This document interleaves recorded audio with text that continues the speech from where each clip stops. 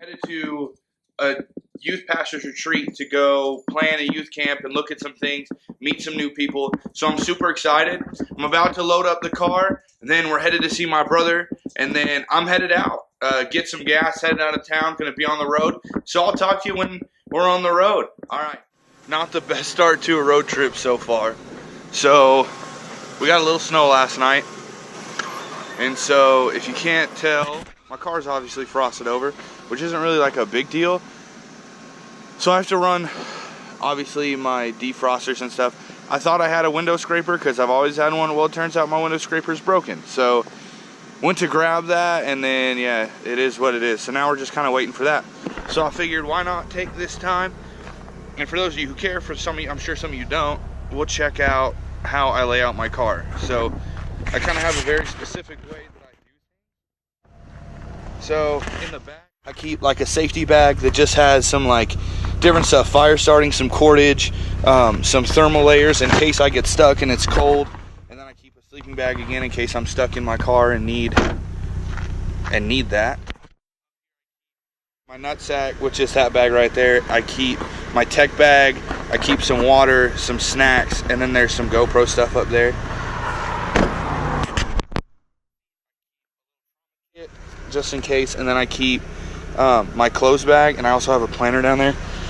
Again, lighting, so that's my clothes bag right there, filled with all my clothes and all my like toiletries and stuff. Like, it's nothing fancy. I just keep stuff where I think it should go. I could probably put clothes in the hatchback and change it up, but it is what it is. So hopefully I can get on the road, go see my brother soon, and then be ready to go for the rest of the day. What's good, y'all? So my brother left. He left about an hour ago. I just had a hard time like desiring to get on the road, if you know what I'm saying. So we're headed to get some gas, and then from gas we're on the road. I mean, we might grab some breakfast, obviously, because man's got to eat, but headed on the road, we're headed there. It's about a 3.5 to 4.5 hour drive, depending on who you ask. So we are on the road. We are ready to go, and I'm pretty psyched. I'm a little nervous, but I'll give you updates on the way. Maybe talk to you about what's on my mind. My car rides are some of the best times, like when I just get to speak to God. So thanks for joining me on this adventure, and I'll hit you back at the next stop. All right, y'all, so just stopped, got gas, we're full, we're ready to rock. But there's some basic essentials that you need for a big road trip, in my opinion. Number one, this is what I call my emergency water. So if I get stuck, I got a butt ton, like I got a gallon of water, which I showed you earlier when I did my car rundown. So I got a butt ton of water there. But then for breakfast, I don't know about you, but so lately I've been traveling a lot. I stop at Mavericks a lot. They're one of my favorite gas stations. And so when I stop there, I got to get myself a Moab, a mother of all burritos. It's a huge burrito. Normally I have to get like 2 breakfast burritos to fill me up. This thing, 1 and done. So that's my basic breakfast. But if I'm about to leave, I need just a regular bottle of water. So I got my big old regular bottle of water. They'll kind of sit over here till I'm ready to drink it. And then on the road, I try not to drink a lot of energy drinks, but you gotta have the road trip Red Bull. So I got my road trip Red Bull ready to go. That'll go with breakfast. And then to keep you awake on the road, you need gum. I did forget gum. I'll grab it next time I stop. But then you need sunflower seeds. So I got some spits and ready to go there. And then you need basic snacks. So I got some Pop-Tarts and some other stuff over here that I grabbed at the grocery store yesterday. So about to leave, head out on the road trip, like officially get on the highway, get going. And I'll hit you guys up on the way. I'm gonna eat my burrito, drink my Red Bull, and we'll be out. All right, so I don't know, I'm almost an hour into the trip, I think. And like, I wanted to start recording again specifically for this because one of the things that like I've been thinking about is just how beautiful creation is. Like, God's creation is straight up just amazing. Like, and I'm in Nebraska, so there's really like nothing here but rolling hills. But like at the same time, that just has this beauty.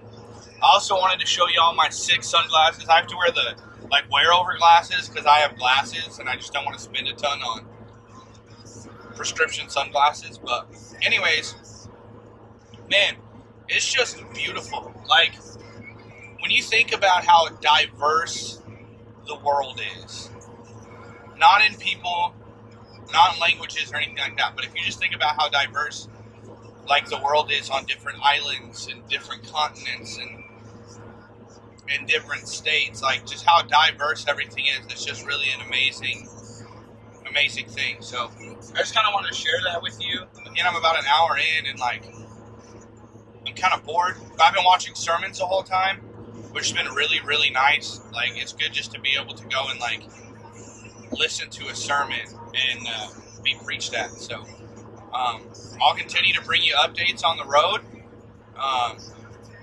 But so far so good.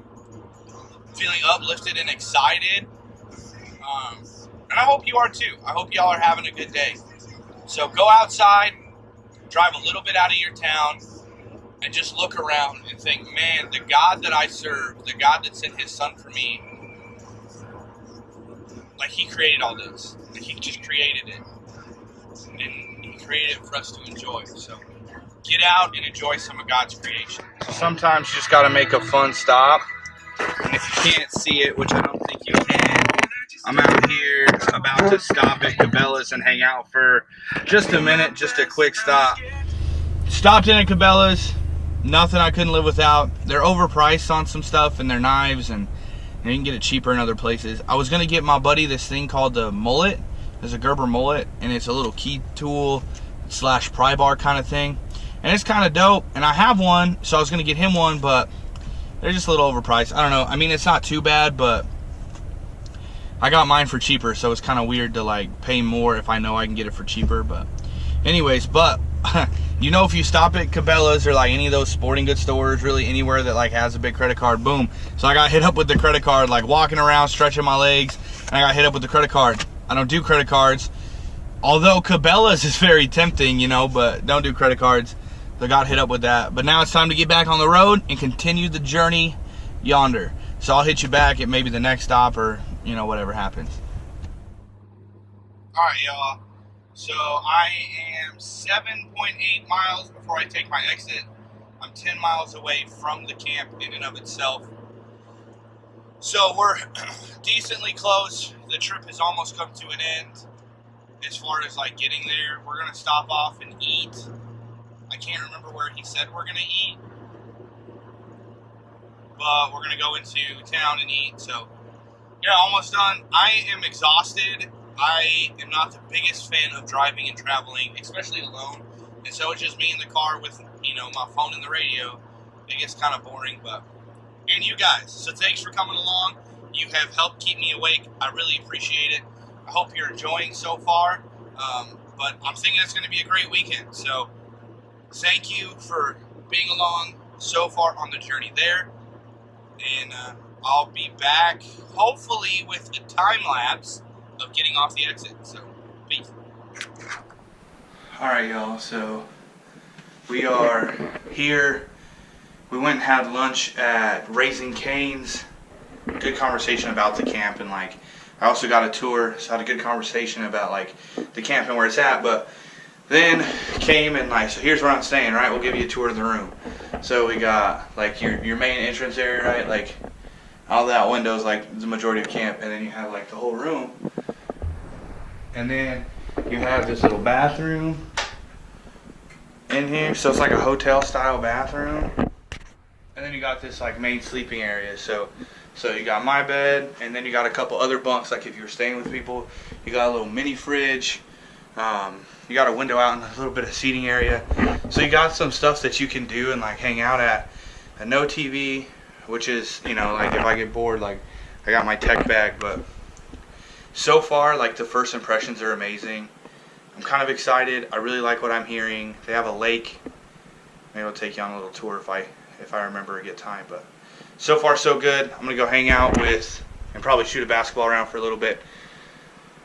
I'll get back at you later. Alright, y'all, so day one is done. It was a good day, a lot of connection. You know, one of the weird things is I thought it would be awkward. It's not. It's actually been amazing. The staff here at the camp, the youth pastors, are just incredible people. The people that are here are just phenomenally supportive and really cool. So day one's done. We'll see you in the morning for day two.